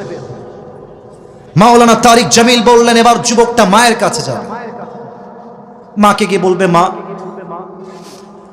आज मेरी बाप ने मुझे पहचानने से इनकार कर दिया है, আমার আব্বাসকে আমার পরিচয় দেয় নাই, মা জাস্ট একটা আমলের জন্য মা, लेकिन मुझे यकीन है तुम मेरी माँ हो, तुम मुझे एक अमल जरूर दोगे, এটা আমার বিশ্বাস মা যে তোমার কাছে আমি তোমার কলিজার টুকরা একটাই ছেলে, তুমি আমাকে খালি হাতে ফিরাই দিবা না মা। अम्मा मुझे बस एक अमल दे दो, আমার একটা আমল আমাকে দাও মা। माँ बोलबे, कौन है तुम्हारी माँ? निकल जाओ यहां से, मैं तुम्हारी माँ नहीं हूं, बेर हो। माँ তাকে ঘাট ধাক্কা দিয়ে বের করে দেবে। বাবা মা, يوم يفر المرء من اخيه وامه وابيه, সন্তান তার বাপকে চিনবে না, বাপ তার সন্তানকে চিনবে না, ভাই তার ভাইকে চিনবে না, বড় মারাত্মক হবে সেই দিনটা।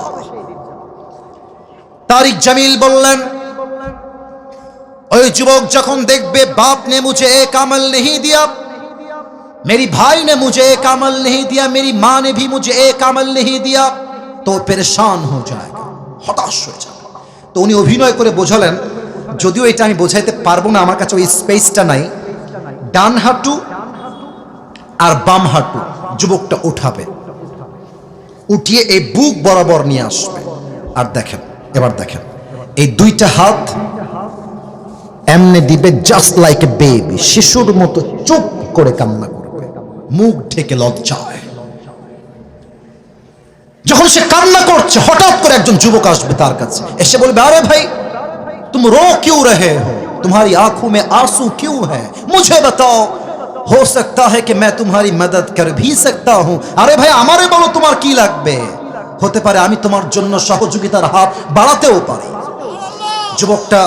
যুবকটা চোখ তুলবে, ধমক দিবে, আরে জানতো এখান থেকে, कौन है आप? मेरी बाप ने मुझे आज एक अमल नहीं दिया, आप कौन होते हैं मेरी मददगार, निकल जाए यहां से, বের হন আপনি, আপনার দ্বারা আমার দুই পয়সাও লাভ হবে না। আরে ভাই बताइए तो सही कि आपको क्या चाहिए, কি লাগবে বলেন না আপনি আমাকে। যুবকটা বলবে, ভাই मेरी दोनों अमल आज बराबर हो गया है, अगर मैं जन्नत में जाना चाहूं तो मुझे बस एक अमल की जरूरत है, if I get on this I will enter in the paradise। ভাই রে, একটা আমলের জন্য আজকে আমার জান্নাতের ফয়সালা হচ্ছে না, একটা আমল হলেই জান্নাত।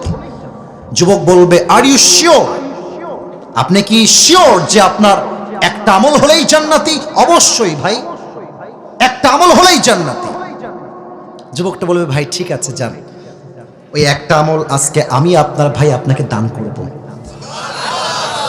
এত আস্তে আমি সুবহানাল্লাহ আশা করি না, জোরে বলেন সবাই সুবহানাল্লাহ, আরেকবার কোন সবাই সুবহানাল্লাহ। ওই যুবকটা এই কথা শুনে হা করে তাকায় থাকবে। अरे भाई आप कौन है, कहां से आए हैं? मेरी बाप ने मुझे एक अमल नहीं दिया, माँ ने नहीं दिया, आप कौन होते हैं एक अमल देने वाला, आप सच में देने वाले हैं, আপনি কি সত্যি আমাকে দিবেন? দেন দেন দেন। একটা আমল নিয়ে সোজা আল্লাহর কাছে দৌড় দিবে।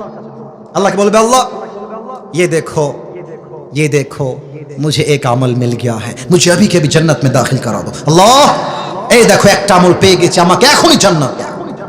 আল্লাহ বলবে, আচ্ছা আল্লাহ কি সব দেখে না? এইসব কথা না করে বুঝি কেমন বলা, দেখে না? सब देखे। अल्लाह बोलते है बंदा तुझे एक अमल किसने दिया है आज?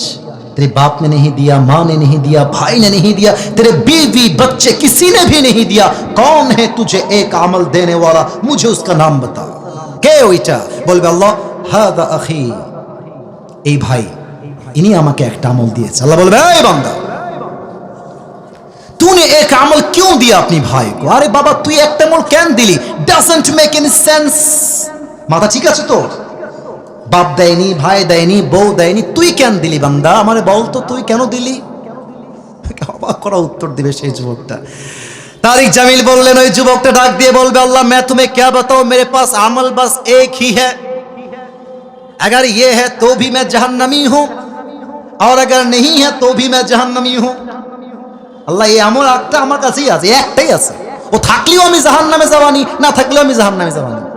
তা আমি ভাবলাম যদি একটা আমল আমি আমার ভাইকে দান করে দেই, আমার ভাইয়ের আমলটা 51 হয়ে যাবে, আমার ভাই জান্নাতে যাবে। তা আমি আল্লাহ দয়া করে মায়া করে একটা আমল না রেখে আমার ভাইকেই দান করে দিয়েছি। अल्लाह बोलबे ओ अच्छा ये बात है, मतलब तुम मुझसे भी बड़ा मेहरबान होना चाहते हो। কিরে বান্দা তোর দয়া এত বেড়ে গেল, তুই কি আমার চাইতে বেশি দয়াময় হয়ে গেলি? No never. আমার মতো আনার রহমান, আনার রহিম, I am the most merciful, I am the most gracious, I am the most kindful Lord। मुझसे बड़ा मेहरबान और कोई नहीं हो सकता। आज तुझे एक अमल मिल गया है, 51 हो गया है, जा तू जन्नत में चले जा, लेकिन तू अकेले जन्नत में मत जाना। जिसने तुझे एक अमल दिया है तू भी जन्नत में जा, अपनी भाई को साथ लेकर दोनों जन्नत में चले जा। আল্লাহ বলবে বান্দা তোর দয়ার চাইতে আমি আল্লাহর দয়া আরো বিশাল আকাশ সমান। আজ তোর আমলনামা 51 হয়ে গিয়েছে, 51 হয়ে গিয়েছে, যা তুই জান্নাতে যা। তবে তুই একা জান্নাতে যাবি না, তোর যেই ভাই তোকে একটা আমল দান করেছে তুইও জান্নাতে যা, তোর ভাইকে নিয়ে দুইজন জান্নাতে প্রবেশ কর, যা সুবহানাল্লাহ। কিয়ামতের দিবসে জান্নাতে যাওয়ার জন্য আমলনামা 100তে লাগবে 51। আর একটা বিষয় প্রশ্ন করব সবাইকে, কিয়ামতের দিবসে প্রথম হিসাব কি বিষয় হবে? Perfect perfect right. আবার বলবেন কিয়ামতের দিবসের প্রথম হিসাব কি বিষয় হবে? আউয়ালু মা ইউহাসাবু বিহিল আবদু ইয়াউমাল কিয়ামাতি আস-সালাহ। কিয়ামতের দিবসে প্রথম প্রশ্ন হবে নামাজ। আর একটা প্রশ্ন, বলেন তো ইসলামের দ্বিতীয় খলিফার নাম কি? আচ্ছা আপনারা ভয় পাচ্ছেন কিসের জন্য? আমার ক্ষতি হবে। বলেন সবাই ইসলামের দ্বিতীয় খলিফার নাম কি? ওমর ফারুক রাদিয়াল্লাহু তাআলা আনহু। একটা হাদিস বলবো, ঘটনা, আপনি বুঝবেন যে কিয়ামতের দিন নামাজ আপনার কেমনে কাজে আসবে। ওমর ফারুক রাদিয়াল্লাহু তাআলা আনহুর কাছে একজন যুবক আসছে, তার নাম হলো আবু লুলু আল মাজুসি, পেশায় একজন গোলাম এবং সে আগুনের পূজা করে। এসে বলছে ওমর তোমার কাছে আমার একটা বড় অভিযোগ আছে। I have come here to complain। এই দুইজন পিচ্ছে, এই কই যায় দুইটা? কই যায় বাবুরা? ওয়াশরুমে গেলে যাও, তোমার তো বউ নাই, তুমি যাও কোথায়? না যেও না, যেও না, আমার চোখ যাচ্ছে সব দিকে। আল্লাহর হাবিব সাল্লাল্লাহু আলাইহি ওয়াসাল্লাম বলেছেন এই একদম কথা নাই প্রিয় ভাইরা, একদম কথা বলবেন না মেহেরবানি করে। যাই হোক, যুবকটা বলছে ওমর আমার কমপ্লেইনটা হলো আমি একজন গোলাম, আমার মালিক আমার কাছে প্রত্যেক দিন গোলাম হিসেবে 6 দিরহাম চার্জ করে, গোলাম হিসেবে। তা আমার ইনকাম আহামরি নাই, তুমি একটু কথাবার্তা বলে আমাকে 6 দিরহাম নয় 2 দিরহাম করে দাও। এই হাদিসের প্রত্যেকটা অংশ আপনার কলিজায় গিয়ে আঘাত করবে, এত মারাত্মক একটা ঘটনার হাদিস। এবার ওমর ফারুক বলছে আচ্ছা ঠিক আছে আমি 2 দিরহাম করে দিব, বাট আমাকে একটা উত্তর দাও। আচ্ছা তুমি কি করো আমাকে বলো তো, তোমার ব্যবসা কি, তোমার চাকরি কি? যুবকটা বলছে ওমর আমি মূলত খঞ্জর বানাই, এটাকে বাংলায় আমরা বলি চাকু। আর খঞ্জর কেমন হয়? Look at my right hand, আমার ডান হাত দেখেন খঞ্জর কেমন হয়, আমি আমার আঙ্গুল দিয়ে আপনাকে বুঝাই দিচ্ছি। খঞ্জরটা হচ্ছে ডানেও চাকু বামেও চাকু। হাদিসে আসছে মাকবাদাতুহু ফি ওয়াসাতিহি, হ্যান্ডেলটা হচ্ছে ঠিক মাঝখানে। This is called in Arabic version খঞ্জর। বলছে ও মাশাআল্লাহ, তুমি খঞ্জর বানাও? তোমার তো 2 টাকার ব্যবসা নয়, তোমার তো লাখ লাখ টাকার ব্যবসা। এই যুবক, তোমার তো 6 দিরহাম নয়, তোমার কমপক্ষে 10 দিরহাম চার্জ হওয়ার কথা। এই কথা শুনে কাফেরটা গেছে বড্ড ক্ষেপে। বলছে ও আচ্ছা অমর, সবাই যেহেতু মুসলমান তাই তুমি সবার বেলায় নরম, আর আমি যেহেতু কাফের তাই তুমি আমার বেলায় গরম, তাই না অমর?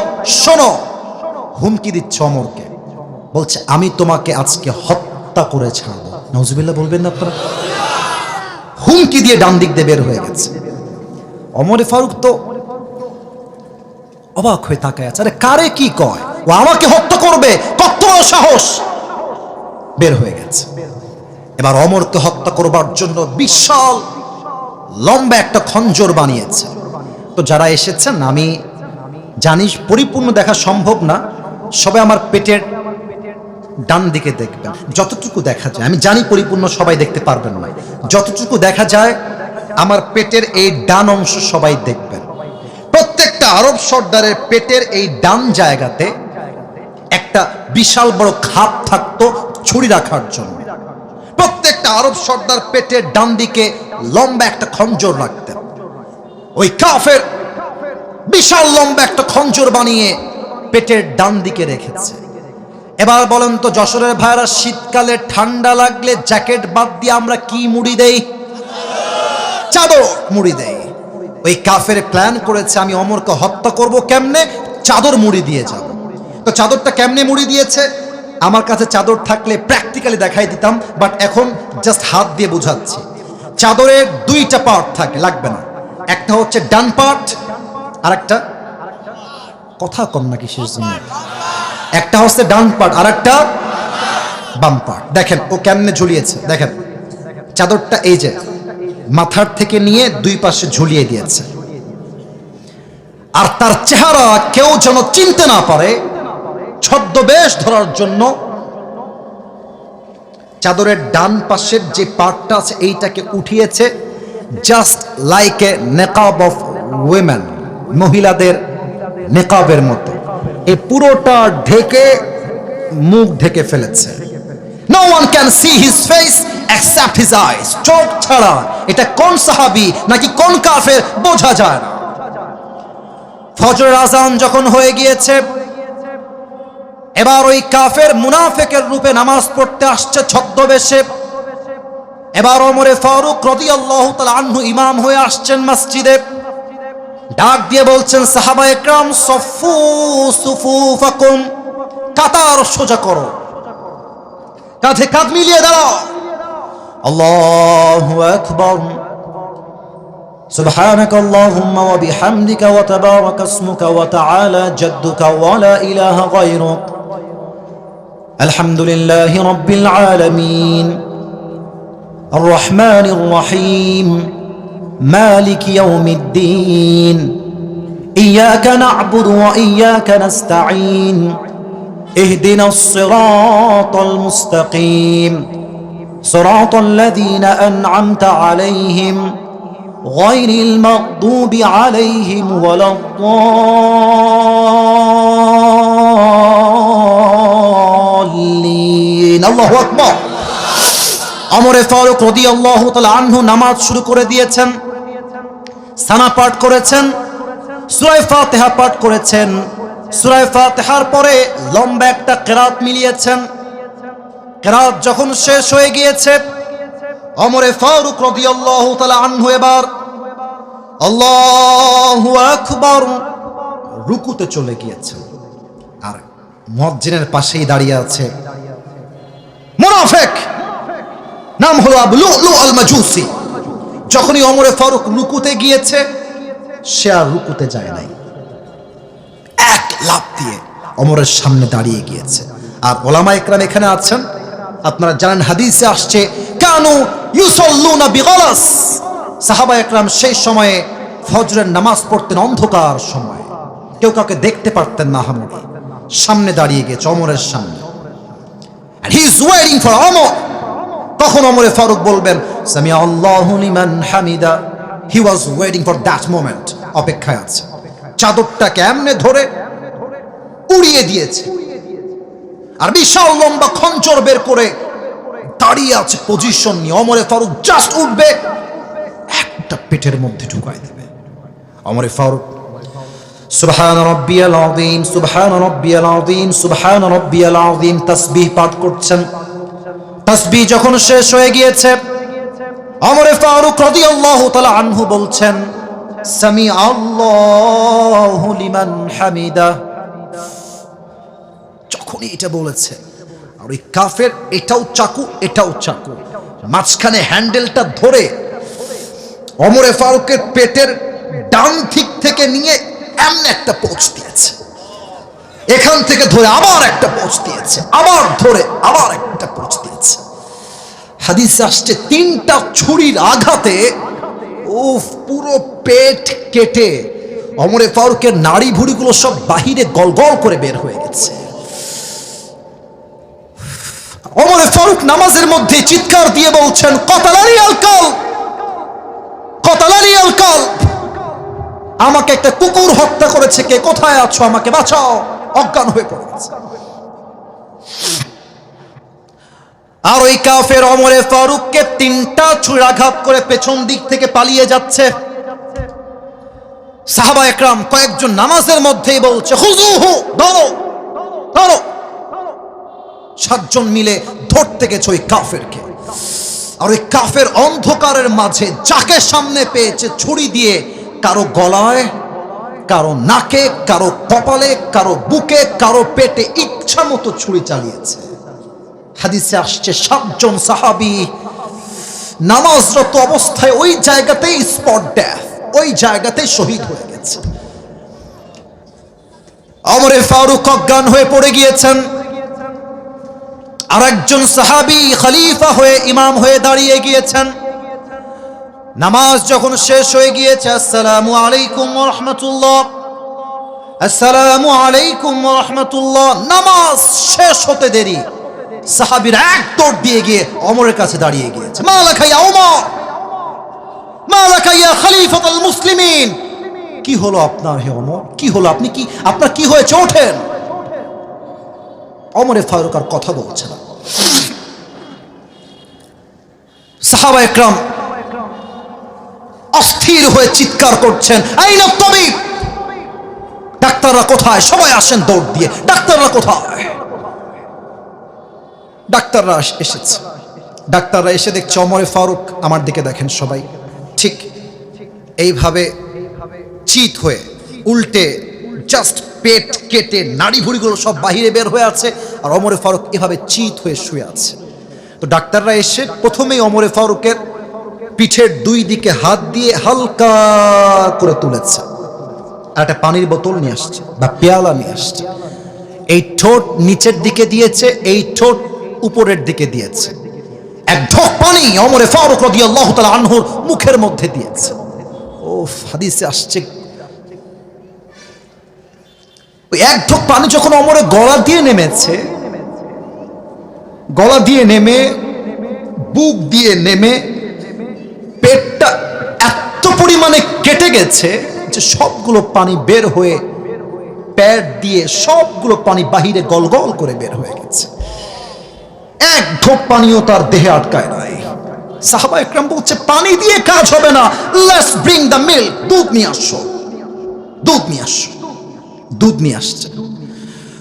ওমর ফারুককে উঠিয়ে এবার তার মুখের মধ্যে দুধের এক ঢোক দুধ দিয়েছে। দুধ গলা দিয়ে ঢুকে বুক দিয়ে নেমে পেট এত পরিমাণ কেটে গেছে ওমর ফারুক রাদিয়াল্লাহু তাআলা আনহু, সবগুলো দুধ পেট দিয়ে গলগল করে বাহিরে বের হয়ে গেছে। এই দৃশ্য দেখে সাহাবা একরামদের কারো চোখে পানি আর আটকায় না, সব সাহাবীরা কান্না করছে। বুঝে গেছে ওমর ফারুক হয়তোবা কখনো ফিরে আসবেন না, এটাই তার জীবনের শেষ মুহূর্ত ছিল।